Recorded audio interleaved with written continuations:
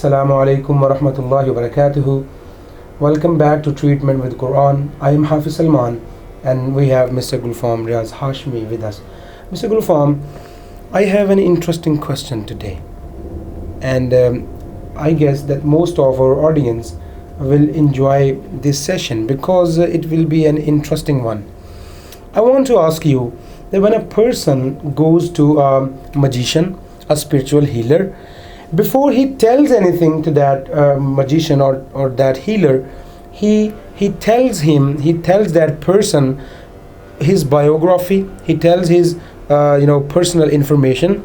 Even that magician tells him that he diagnoses the problem, and he rendered other extraordinary things that a common man cannot do. How it is possible? How they treat people, and people are cured by their tricks. How it is possible?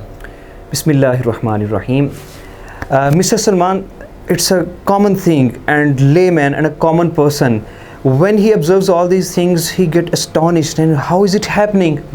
So actually the magician, he has employed a jinn, and he has done something irreligious and something prohibited in Islam. A jinn or a demon works for him, and he informs him different other and unknown things.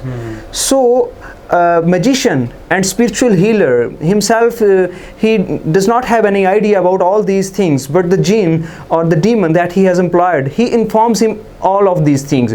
So the question is how a jinn is employed and how a jinn is made a slave of a person.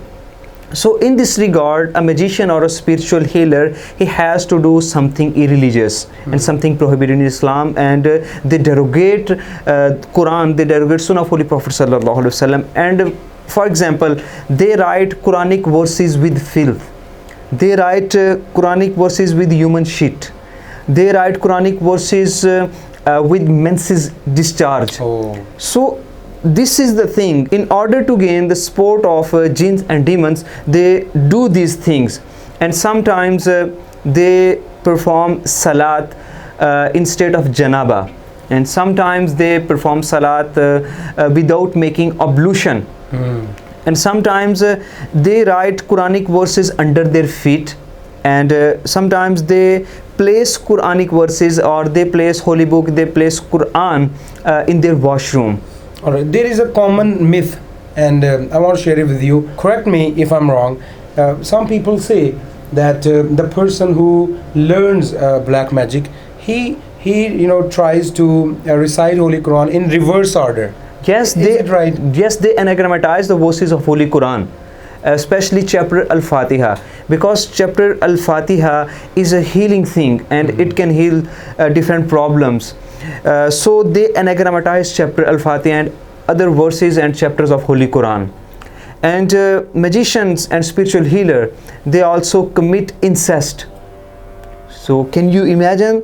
They perform all these things in order to be powerful and in order to get unknown things. They commit incest, and sometimes let me make it understandable for my audience that incest is about having a sexual relationship with one's mother, or daughter or sister, with blood relations. And sometimes they sacrifice animals in name of Satan, and sometimes they sacrifice an animal without mentioning the name of Allah Almighty, and then they place that carcass in a ruined place, in a deserted place. So these are the things. And sometimes the magician and the spiritual healer, he performs different other irreligious things. For example, they prostrate to stars and different planets. They call them, and they recite different other incantations that are prohibited and that are against sunnah, and they recite incantations in the name of Satan. So in order to gain the support of jinns and demons, magicians and spiritual healers, they perform these irreligious and prohibited things. So that is the thing. In this way, when they got the support of jinns and demons, jinns, they inform them of the person who visits them, and in this way they inform him that this is your name, you have come from that place, and this is your problem. So this is the whole process. But Mr. Gulfam, if a person who is righteous, who is pious, and we know him that he regularly offers his prayers and he do all the things that a Muslim should do, and if he says that I have a jinn, I have a demon who works for me, and he informs people about he says to people that you might encounter a problem in coming days.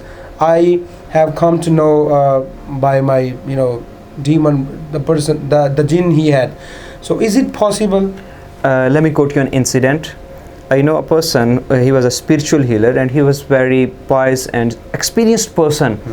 He worked on a patient, he healed a patient who was under jinn possession, and when the jinn, it was a female jinn, it was jinni, and when that female demon left the body of that victim, she offered her services to that practitioner, that I am in your services and you can ask me whatever I can do, so tell me what I can do for you.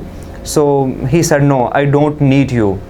And then she went away, and after some time she came again and she asked that practitioner, I am here, you can employ me for any task.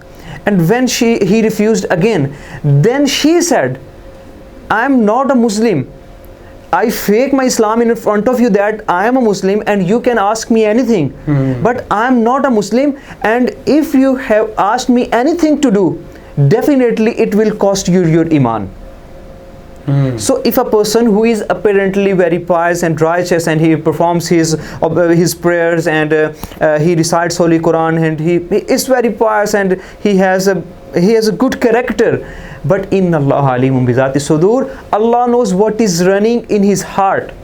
Apparently if he is good, but if he claims that a jinn works for me, so definitely he has committed something wrong. All right. It's about selling one's soul.